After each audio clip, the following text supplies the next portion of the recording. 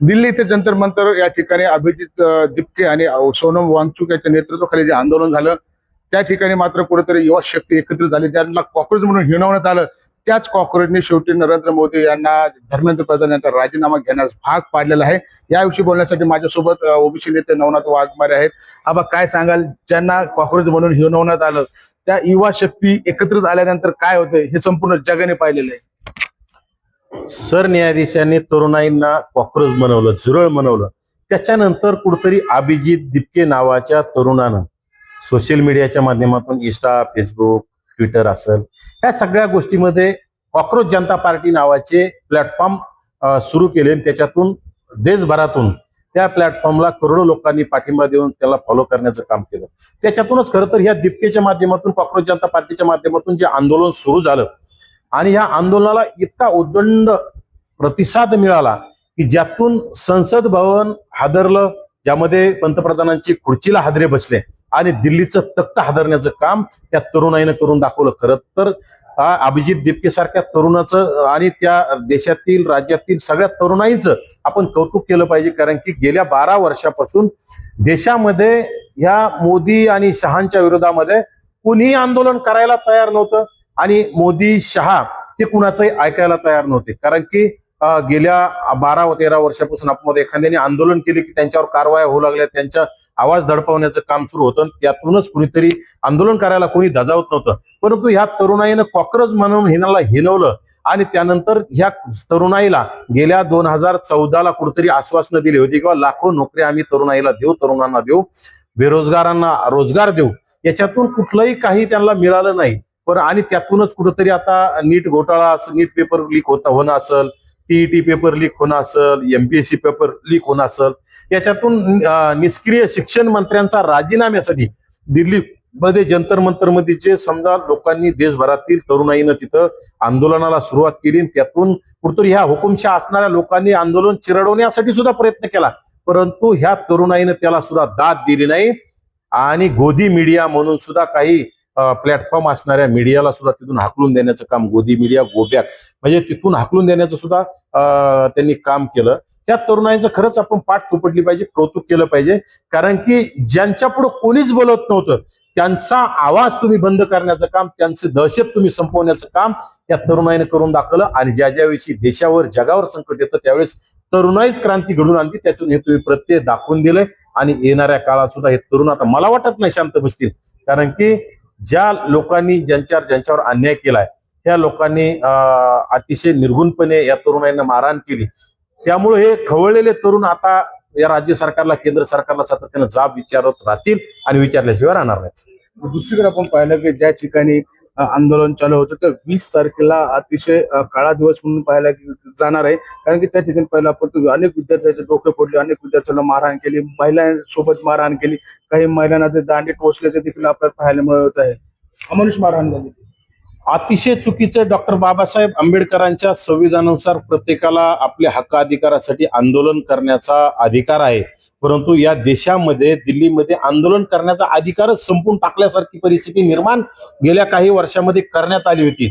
परंतु ह्या तरुणाईनं आंदोलन केलं, तिथं माता भगिनी, तरुणींना कुठेतरी तुम्ही इतकं अमानुष मारहाण केली, अमानुष त्यांना लज्जा वाटलं असं त्यांच्यासोबत कृत्य करण्याचं काम इथं जर पोलिसांच्या आडून होत असेल किंवा साध्या वेशात पोलीस म्हणायचं, पण साध्या वेशातले पोलीस नाही, त्या कुठेतरी त्या हुकुमशहांचे गुंड त्याच्यामध्ये तुम्ही पाठवण्याचं काम करून तरुणाईंना तिथं कुठेतरी लज्जा उत्पन्न करणारे काही तुम्ही कृत्य करण्याचं काम केलं. आंदोलन मोडीत काढण्यासाठी तुम्ही सातत्यानं प्रयत्न केले. परंतु हे कदापि तरुणाई सहन करणार नाही आणि हे राज्यकर्त्यांना खाली मान करण्याचं काम झालं. राज्यकर्त्यांना शर्मीने त्यांनी आता खरं तर खाली मान घातली पाहिजे. कारण की तुम्ही हे कृत्य, तुम्ही लोकशाही मार्गाने तरुण आंदोलन करताय, तुम्ही ते आंदोलन चिरडवण्याचा प्रयत्न करता. असंच मागं काही शेतकऱ्याचं सुद्धा आंदोलन चिरडवण्याचा प्रयत्न केला. परंतु आता इथून पुढे मला वाटत नाही, आता तरुणाई जागी झाली, देशातला तरुण जागा झाला, देशातला सर्वसामान्य नागरिक जागा झालाय. तुम्ही कुठलंही आंदोलन चिरडवण्याचा विचार करू नका. तुम्ही काय आश्वासनं दिलेत ते जनतेचे पूर्ण करण्याचं काम केलं पाहिजे. तुम्ही आता डॉक्टर बाबासाहेब आंबेडकरांचं संविधान संपवण्याचा हे विचार लोक करत होते. परंतु डॉक्टर बाबासाहेब आंबेडकरांचं संविधान कदापि संपणार नाही, संपूही देणार नाही. हे तरुणाईने ठणकावून तिथं जंतर मंतरवर दाखवून दिलंय. आणि येणाऱ्या काळात डॉक्टर बाबासाहेबांचं संविधानाच्या माध्यमातून राज्यात, देशात अशी आंदोलनं एक उत्कृष्ट आंदोलन तुम्हाला पाहायला मिळतील. खरं तर काल सुद्धा मुंबईमध्ये शिवाजी पार्कवर लाखोचा जनसमुदाय उतरला. त्यांनी एक जल्लोष साजरा केला की आंदोलनाला यश आलंय आणि फक्त शिक्षण मंत्र्याचा राजीनामा जाऊन यांनी इतक्या दिवस शिक्षण मंत्र्याचा राजीनामा घेणंच यांनी लेट केलं. खरं तर ते आंदोलन सुद्धा झालं नसतं, परंतु यांना काय झालं, सत्तेची मस्ती, सत्तेच्या गुर्मीमध्ये आमचं कोणी काही वाकडं करू शकत नाही, आमचं कोणी काही करत नाही म्हणून या हुकुमशहाने कुठेतरी दुर्लक्ष केल्यामुळं हे आंदोलन घडलं गेलं आणि ते आंदोलन त्यांच्याच मुळावर आलं. तीच जर त्यांनी त्या प्रधानांचा जर लवकर राजीनामा घेतला असता ते आंदोलन घडलंच नसतं. ज्याप्रमाणे काँग्रेसच्या काळामध्ये नैतिक जबाबदारी स्वीकारून राजीनामे घेतले जात होते. स्वर्गीय विलासराव देशमुख मुख्यमंत्री असताना कुठेतरी ताज हॉटेलमध्ये मुलाला घेऊन गेले शूटिंग, त्यांचा मुलगा चित्रपट कुठेतरी ऍक्टर आहे, तर त्यामध्ये त्या मुलाला तिथं घेऊन गेले म्हणून कुठेतरी त्याला नैतिक जबाबदारी म्हणून स्वीकारून राजीनामा द्यावा लागला.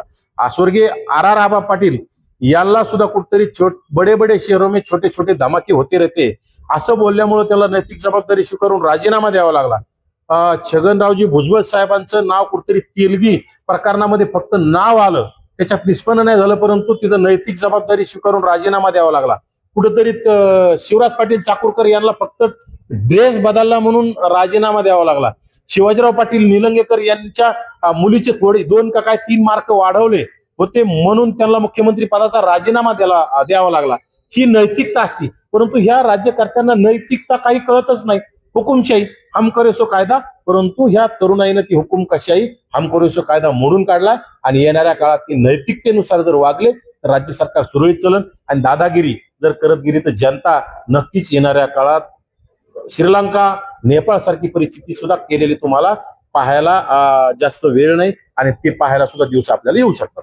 कुठेतरी असं वाटतं का हा महाराष्ट्राचा जे तख्ता हलवला दिल्लीचा अभिमान वाटतोय महाराष्ट्राच्या एका युवाने, एका तरुणाने कुठेतरी दिल्ली हलवली आणि कुठेतरी त्याच्या जीवाला धोका आहे का? कारण त्याचे आई वडील जे आहेत त्याच्या बाबतीत चिंतित आहे. मला नक्कीच अभिजित दिपके यांचा गर्व आहे. एकतर तो भारतरत्न डॉक्टर बाबासाहेब आंबेडकरांचा अनुयायी आहे, तो कुठेतरी मागासवर्गीय, इतर मागासवर्गीय आता आमच्यापैकी आहे, त्याचा आम्हाला गर्व आहे, अभिमान आहे आणि त्या माणसाने पूर्ण देशाला जंतर मंतरवर जाऊन देश हलवण्याचं काम केलं.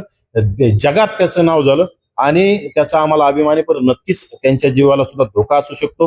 खरं तर काय होतं, आता सत्ताधीशांची या खुर्चीला तुम्ही हादरा दिल्याच्या नंतर सत्ताधीशांचे काही अंधभक्त हल्ले करू शकतात, त्यांच्या जीवाला धोका उत्पन्न करू शकतात. त्यासाठी दिपकेंचे कुटुंबीय आणि अभिजित दिपके यांना नक्कीच चांगलं संरक्षण, मोठं संरक्षण मिळालं पाहिजे. नाहीतर त्यांच्यावर हल्ले झालेले, त्यांच्यावर त्यांची जीवघेणी हल्ले झालेले सुद्धा तुम्हाला पाहायला मिळतील. त्यासाठी ऑलरेडी त्यांच्यावर शाही फेक झाली, मारहाण झाली. त्यामुळे त्यांना संरक्षण देण्याची जबाबदारी केंद्र सरकारची, राज्य सरकारची आणि त्यांनी ती दिली पाहिजे. नाहीतर दिपकेंच्या जीवाला काय झालं तर येणाऱ्या काळात आणखी सुद्धा तरुणाई, मला वाटत नाही राज्य सरकारला जर दिपकेंना काही झालं तर केंद्र सरकार संपून टाकण्याचं काम तरुणाई करेल. त्यामुळे केंद्र सरकारने दिपकेंच्या तरुणाईच्या आणि कॉक्रोजांच्या नादी लागू नये. दुसरीकडे असं देखील बोललं जातं की ये तो झाकी है अभी बहुत कुछ बाकी आहे, म्हणजे त्यांचं लक्ष ते कोणाकडे असं वाटतं तुम्हाला? एकीकडे निर्मला सीतारामनचं नाव येते, एकीकडे नितीन गडकरींचं नाव येते, असे वेगवेगळे नाव समोर येताना आणि जे युवा होते त्यामध्ये तर चक्क ते मोदींचं नाव घेतले. हे बघा, ज्यांचं चुकलं त्यांच्या पदरात त्याचं आपण पाप टाकलं पाहिजे आणि ज्यांनी चुकलं त्याचं चुकलं त्यांनी स्वतः नैतिक जबाबदारी घेऊन त्यांनी राजीनामे दिले पाहिजे. परंतु जर यांना कळत नसेल तर आंदोलन करण्याचा भारतरत्न डॉक्टर बाबासाहेब आंबेडकरांनी सगळ्यांना अधिकार दिलाय आणि त्यातून आंदोलन होत राहतील, राजीनामे होत राहतील. आता गडकरी असतील किंवा सीतारामन असतील किंवा मोदी साहेब असतील, त्यांचं चुकलं असेल तर तरुणाईला अधिकार आहे, ते मागत राहतील, राजीनामे मागत राहतील, आंदोलन करत राहतील, घोटाळे बाहेर काढतील आणि त्यांना राजीनामे देण्यास भाग पाडतील. त्यामुळं ते येतो झाके आणि आभी का बाकी येते आणखी तुम्हाला पाहायला मिळणारच आहे. तरुणाई जागी झाली, देश आतापर्यंत झोपलेला होता, आता सकाळ झाली. ते बोलले ना, दिपके बोललेतच किंवा आता सकाळ झाली, आता देश जागा झालाय आणि आता देश खरोखर जागा झाला. जी तुमची हुकुमशाही होती, दहशत होती, ती आता मोडीत काढलेली आणि येणाऱ्या काळात हुकुमशाहांना कोणी घाबरणार नाही. राज्यामध्ये, देशामध्ये ज्या लोकांनी तुम्हाला सत्तेवर नेऊन बसवलं त्या लोकांना तुम्ही जर विसरायला लागले, ओबीसीला विसरले, एससीना विसरले, एसटीना विसरले, कामगारांना विसरले, शेतकऱ्यांना विसरले, हे लोकांना विसरून जर तुम्ही चुकीचे कामं करत असाल, दहशत निर्माण करणाऱ्या लोकांवर जर तुम्ही त्यांच्या मागण्या पूर्ण करत असाल तर येणारा काळ तुमच्यासाठी वाईट असेल. तुम्हाला याच्यापेक्षाही तीव्र आंदोलनाला सामोरं जावं लागेल. 2029ला जी निवडणूक होणार आहे याच्यामध्ये काही तुम्हाला वाटतं हे बदलावाचं वातावरण तयार होतं? 2029च्या निवडणुकीबाबतीत आताच भाष्य करणे मला योग्य वाटत नाही, कारण की 3 वर्ष बाकी. ह्या राज्य सरकारनं, ह्या केंद्र सरकारने जर यांच्या हुकुमशाहीचे रूल्स तोडून जर लोकशाही मार्गाचा अवलंब केला, लोकशाही मार्गाने जर गोरगरिबांना, शेतकऱ्यांना, कष्टकऱ्यांना, भटक्या विमुक्तांना, 18 पगड जातीतील 12 बलुतेदारांना, 18 लुतेदारांना, गोरगरीब, सगळ्या गोरगरीब मराठ्यांना सगळ्यांना जर न्याय दिला तर नक्कीच यांना आणखी बी यांचे दिवस गेलेले नाहीत. परंतु यांनी रस्त्यावर येणं गरजेचं आहे, यांचा रस्ता योग्य ते दिसणं गरजेचं आहे. यांनी चुकीचा चष्मा काढून योग्य तो चष्मा घालून त्याच्यातून पाहणं गरजेचं आहे. नाहीतर तुम्ही चुकीच्या माणसाला, तुम्हाला जो शिव्या साप देतोय त्या माणसाच्या दबावापोटी चुकीचे GR काढून ओबीसीचं वाटोळं करत असाल तर राज्य सरकारला त्याचा धोका आहे आणि केंद्रात सुद्धा धोका आहे. येणारा काळ वाईट आहे, परंतु ते वाईट किंवा चांगला आणायचा हे दोन्ही सरकारच्या हातात आहे.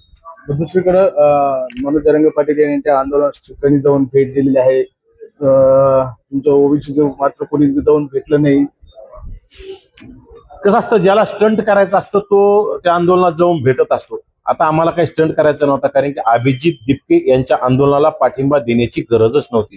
तिथं लाखो तरुण ऑलरेडी असताना आमच्या सारख्याने 50-100 लोक घेऊन जाऊन तिथं जाऊन काय दिवे लावायचे?